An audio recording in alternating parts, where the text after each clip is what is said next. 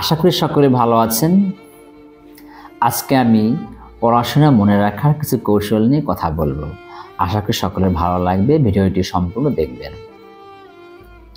প্রথমত, পড়াশোনার বিষয়বস্তুটা খুব চমৎকারভাবে বুঝতে হবে।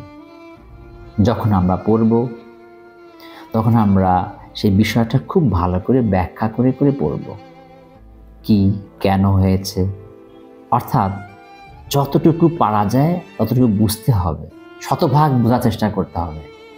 কারণ the more we understand the better we remember. সুতরাং বেশি বেশি বিষয়বস্তু বোঝার দিকে গুরুত্ব দিতে হবে, এটা একটা কৌশল। দ্বিতীয়ত,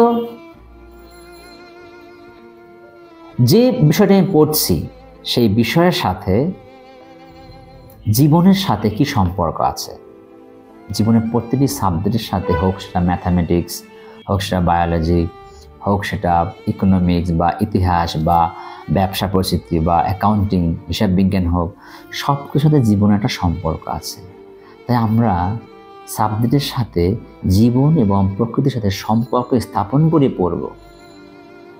learning through association. The better you find relationship, the better you remember. সুতরাং আমরা সম্পর্ক খুঁজে খুঁজে জীবনের সাথে, সাবজেক্টের সাথে সম্পর্ক খুঁজে, যতটুকু পারা যায় ততটুকু সম্পর্ক খুঁজে খুঁজে বোঝার চেষ্টা করব, তাহলে আমরা ভালো বুঝতে পারব। তৃতীয়ত, গ্রুপ স্টাডিজ। অনেক অনেক বিষয় আছে যেগুলো আমরা সহজে বুঝতে পারি না, তখন করি গিয়ে আমরা আমাদের বন্ধুদের সাহায্য নেই।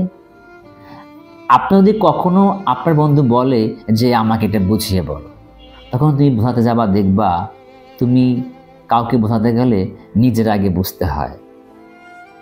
সুতরাং কাউকে বোঝাতে গেলে নিজে বেশি বুঝতে পারি, আর বুঝতে পারলে বেশি মনে রাখতে পারবো, এবং বন্ধুর কাছ থেকে বন্ধু শিখলেও ভালো শিখতে পারে। সুতরাং গ্রুপ স্টাডিজ করলে আমাদের বিষয়গুলো, কঠিন বিষয়বস্তুগুলো সহজ হয়ে যাবে এবং সহজে বুঝতে পারবো, সহজে মনে রাখতে পারবো। এটা অবশ্যই তোমরা মাঝে মাঝে এটা অনুসরণ করবে। 4 নম্বর বিষয়টা হচ্ছে, আমরা নিজের কৌশল নিজে আবিষ্কার করব। পড়াশোনা আসলে নিজের বিষয়, নিজেকে বুঝতে হবে যে আমি কোনভাবে পড়লে মনে থাকে।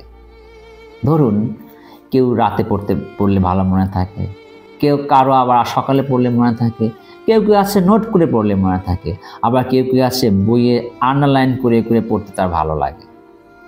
সুতরাং আমার দেখতে হবে যে আমার কোনভাবে পড়লে ভালো লাগে।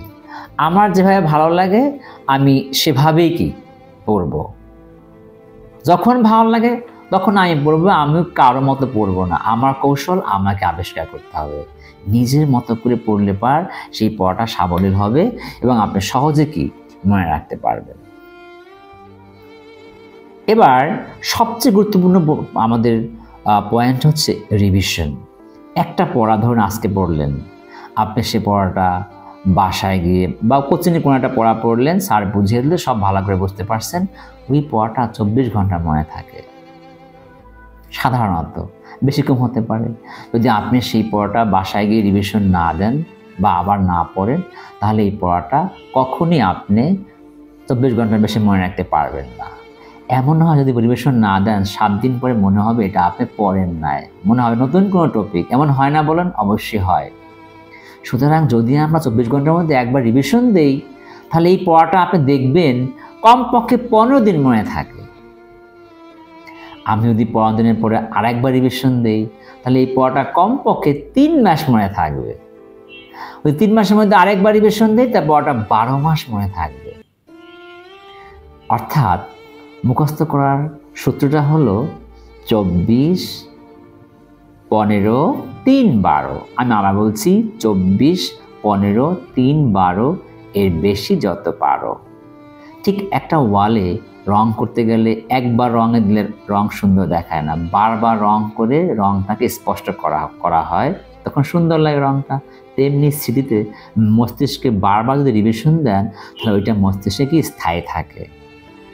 সুতরাং the more you revise, the better you remember. আরেকটা উপায় হচ্ছে হেড স্ট্যান্ড, অর্থাৎ শীর্ষাসন। শীর্ষাসন করলে আমাদের সহজে আমাদের ব্রেনে স্মৃতিশক্তি বাড়ে, তবে এটা অনুশীলন করতে গেলে অনেক ঝুঁকিও আছে, সাবধানে অনুশীলন করবেন। এই কৌশলগুলো অবশ্যই আপনারা অবশ্যই বাস্তব জীবনে প্রয়োগ করবেন। আশা করি আপনাদের এই মুখস্থ করার কিছুটা হলেও সহজ হবে। আবার দেখা হবে আগামী কোনো আলোচনায়। ধন্যবাদ সকলকে।